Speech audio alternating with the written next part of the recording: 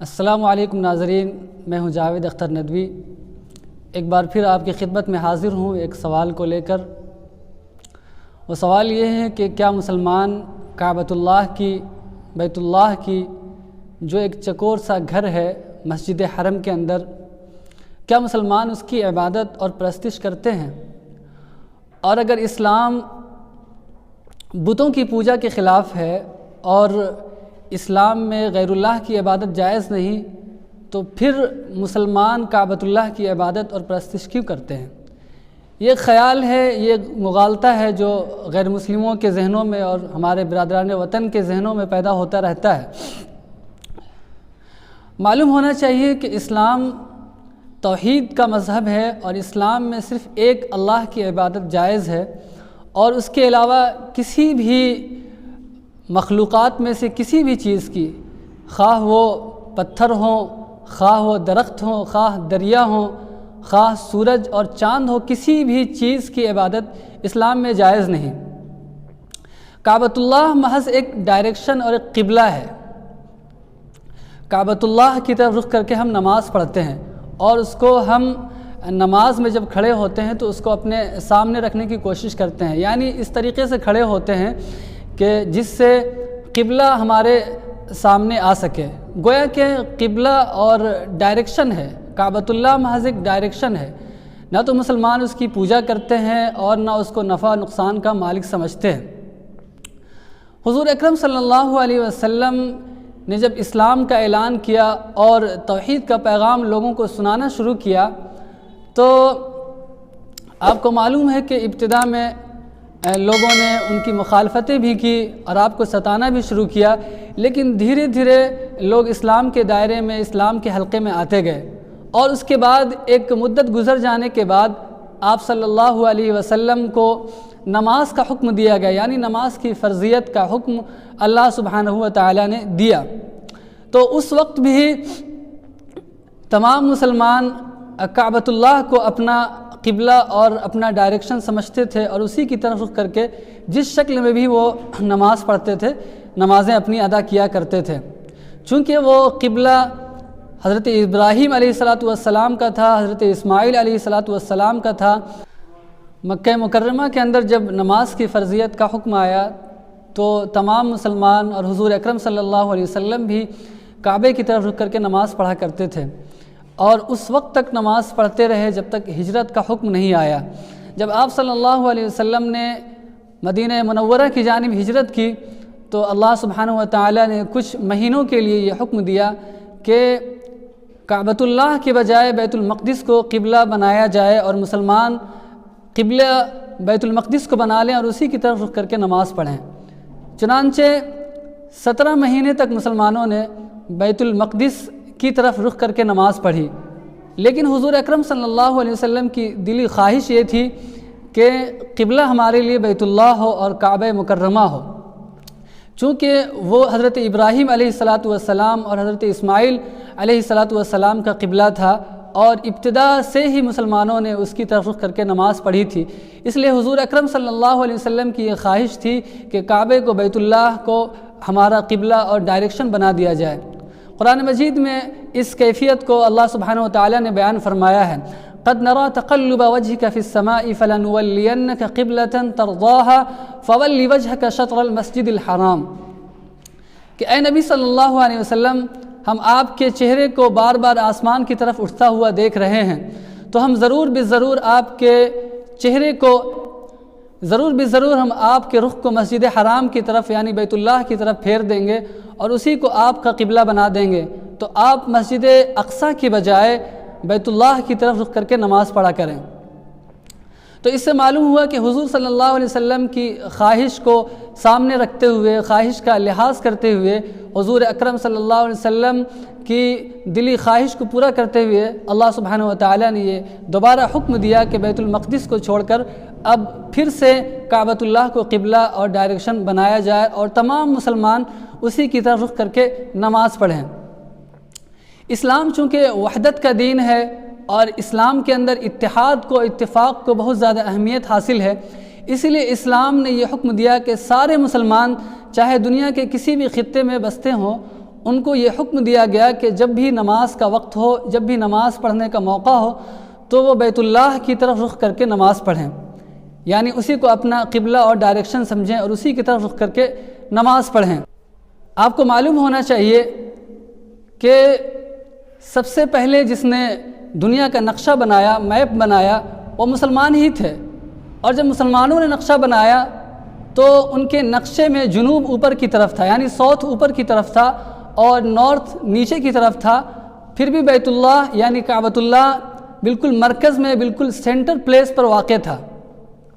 لیکن بعد میں جب مغربی نقشہ نگاروں نے نقشہ بنایا تو انہوں نے بالکل اس کے برعکس کر دیا، یعنی ساؤتھ کو نیچے کر دیا، نارتھ کو اوپر کر دیا، اور اس طریقے سے پھر بھی کعبۃ اللہ دیکھا جائے تو بالکل دنیا کے بیچ و بیچ، دنیا کے بالکل سینٹر پر واقع ہے۔ آپ کو میں بتاتا چلوں کہ آپ صلی اللہ علیہ وسلم کی بعثت سرزمین عرب میں ہوئی، اور اس سرزمین پر ہوئی جو دنیا کا سینٹر پلیس تھا، centre place of the world, دنیا کا مرکزی مقام تھا، دنیا کا بالکل بیچ و بیچ کا حصہ تھا جہاں پر آپ صلی اللہ علیہ وسلم کو مبعوث کیا گیا، آپ کو پیدا کیا گیا۔ اس کی وجہ یہ تھی کہ دنیا کے بالکل مرکزی مقام سے اسلام کے پیغام کو اور اسلام کے وحدت کے پیغام کو دنیا میں پہنچایا جائے، اور ہدایت اور نور توحید کو پوری دنیا میں پھیلایا جائے، اور مکہ مکرمہ ایک مرکزی مقام ہو اور ایک پاور ہاؤس اس کو بنایا جائے، اور وہاں سے پوری دنیا میں اسلام کا اور توحید کا نور پوری دنیا کو ملے۔ بہرحال بہت ساری وجوہات کے ساتھ ساتھ ایک وجہ یہ بھی تھی کہ کعبہ اور مکہ مکرمہ اور سرزمین عرب دنیا کا سینٹر پلیس تھا، اس لیے آپ صلی اللہ علیہ وسلم کی وہاں پر بعثت ہوئی۔ مسلمان جب حرم کو جاتے ہیں تو وہاں کعبۃ اللہ کا طواف کرتے ہیں، اس کا چکر لگاتے ہیں۔ جس طریقے سے ہر سرکل کا، ہر دائرے کا ایک مرکزی مقام ہوتا ہے، اسی طریقے سے اللہ سبحانہ و تعالی ایک مرکز کی حیثیت رکھتے ہیں جس کی عبادت کی جانی چاہیے، اور اس کے علاوہ کسی کی عبادت جائز نہیں ہے۔ رہا مسئلہ حجر اسود کا، جس کو جو ایک کالا سا پتھر ہے جس کا احترام ضروری ہے، اور جب حاجی حج کو جاتے ہیں تو اس کو بوسہ دیتے ہیں، اس کے بارے میں بھی کسی قسم کا کوئی شبہ اور کوئی پوجا اور پرستش کا کوئی کانسیپٹ انسان کے ذہن میں نہیں ہونا چاہیے، چونکہ حضرت عمر رضی اللہ تعالی عنہ نے یہ ارشاد فرمایا تھا، انک حجر، انی اعلم انک حجر لا تضر ولا تنفع ولولا انی رأیت رسول اللہ صلی اللہ علیہ وسلم یقبلک ما قبلتک۔ حضرت عمر رضی اللہ تعالی عنہ یہ ارشاد فرماتے ہیں کہ مجھے معلوم ہے کہ تو ایک پتھر ہے، حجر اسود کو مخاطب کرتے ہوئے یہ فرماتے ہیں کہ مجھے معلوم ہے کہ تو ایک پتھر ہے، نہ تو نفع اور نقصان کا مالک ہے اور نہ ہی کسی چیز کا مالک ہے۔ اگر میں نے حضور اکرم صلی اللہ علیہ وسلم کو تمہیں بوسہ دیتے ہوئے نہ دیکھتا تو میں بھی تمہیں بوسہ نہیں دیتا۔ اس سے معلوم ہوا کہ مسلمان حجر اسود کی بھی پوجا نہیں کرتے ہیں، محض اس کا احترام کرتے ہیں، اور چونکہ حضور اکرم صلی اللہ علیہ وسلم کی یہ سنت رہی اور آپ کا یہ عمل رہا کہ آپ نے اس کو بوسہ دیا، اسی لیے تمام مسلمان جو بھی حج کو جاتے ہیں حجر اسود کو بوسہ دیتے ہیں۔ اسلام میں عبادات کا تصور صرف خدا کے ساتھ خاص ہے۔ جب کعبۃ اللہ کی تعمیر ہو گئی اور مسلمانوں نے نماز شروع کی تو آپ کو معلوم ہونا چاہیے کہ کعبۃ اللہ کی چھت پر چڑھ کر جو مؤذن ہوتا تھا وہ اذان دیا کرتا تھا۔ غور کرنے والی بات یہ ہے کہ کوئی بھی شخص اگر کسی اسٹیچو کا، کسی مورتی کا اس کی پوجا کرتا ہے، اس کی پرستش کرتا ہے تو اس کے اوپر کھڑے ہو کر پوجا نہیں کرتا۔ اس سے معلوم ہوا کہ مسلمان بھی کعبۃ اللہ کی پوجا نہیں کرتے ہیں، اگر اس کی پوجا کرتے تو اس کے اوپر چڑھتے نہیں۔ اس سے معلوم ہوا کہ اسلام کے اندر عبادات کا اور پرستش کا جو کانسیپٹ ہے وہ غیر اللہ کے ساتھ بالکل ہے ہی نہیں۔ اسلام میں عبادت کے لائق اگر کوئی ہے تو صرف ایک اللہ کی ذات ہے جو اس دنیا کا بنانے والا ہے، جو اس ساری کائنات کا تخلیق کرنے والا ہے۔ اسلام نے تو ایسی جگہوں پر بھی عبادات سے منع کیا ہے جہاں پر کسی بھی قسم کا کوئی شبہ پیدا ہو غیر اللہ کی عبادت کا۔ مثال کے طور پر قبرستان کے اندر نماز پڑھنے سے منع کیا گیا، اور قبروں کے پاس نماز پڑھنے سے منع کیا گیا، اور آگ کے پاس آگ کو سامنے رکھتے ہوئے نماز پڑھنے سے منع کیا گیا، چونکہ یہ ایک قوم دنیا میں ایسی بھی گزری جو آتش پرست تھی اور جو آگ کی پوجا کیا کرتے تھے۔ اس لیے اسلام نے ان تمام شکوک اور شبہات سے بچنے کے لیے غیر اللہ کی عبادات اور غیر اللہ کی پرستش کے ادنا شک اور شبہ سے بچنے کے لیے بھی ان تمام چیزوں سے منع کیا ہے۔ اس سے اندازہ ہوا کہ اسلام صرف ایک اللہ کی عبادت کی دعوت دیتا ہے۔ قرآن مجید میں مسلمانوں کو اور تمام انسانوں کو یہ تعلیم دی گئی، انہیں یہ سکھایا گیا ایاک نعبد و ایاک نستعین، کہ اے اللہ ہم صرف اور صرف تیری عبادت کرتے ہیں اور تجھ ہی سے مدد کے طالب ہیں، تجھ ہی سے اپنی مصیبتوں میں، اپنے دکھوں میں تجھ ہی سے مدد طلب کرتے ہیں۔ اور حضور اکرم صلی اللہ علیہ وسلم نے حدیث مبارکہ کے اندر یہ ارشاد فرمایا کہ غیر اللہ کے علاوہ کسی بھی مقام کا، کسی بھی استھان کا، کسی بھی خاص شخصیت کا، کسی بزرگ کا اور کسی بھی درخت یا کسی بھی پتھر کا اس کی پوجا کرنا ناجائز اور حرام ہے۔ اسلام میں اس کی کوئی گنجائش نہیں ہے۔ آپ صلی اللہ علیہ وسلم نے ارشاد فرمایا کہ اگر سجدہ کرنا کسی کو جائز ہوتا تو میں عورتوں کو یہ حکم دیتا کہ وہ اپنے خاوند کو سجدہ کریں، لیکن اس کی بھی کوئی گنجائش نہیں ہے۔ ان تمام باتوں سے یہ بات کھل کر واضح ہو گئی کہ اسلام میں عبادت کا جو کانسیپٹ ہے وہ صرف ایک اللہ کے ساتھ خاص ہے، اور غیر اللہ کی عبادت کا، اس کی پرستش کا کوئی تصور نہیں، کوئی گنجائش نہیں۔ اور یہ بات بھی معلوم ہوئی کہ مسلمان کعبۃ اللہ کی عبادت اور پرستش نہیں کرتے، بلکہ اس کو محض ایک ڈائریکشن کے طور پر، ایک قبلے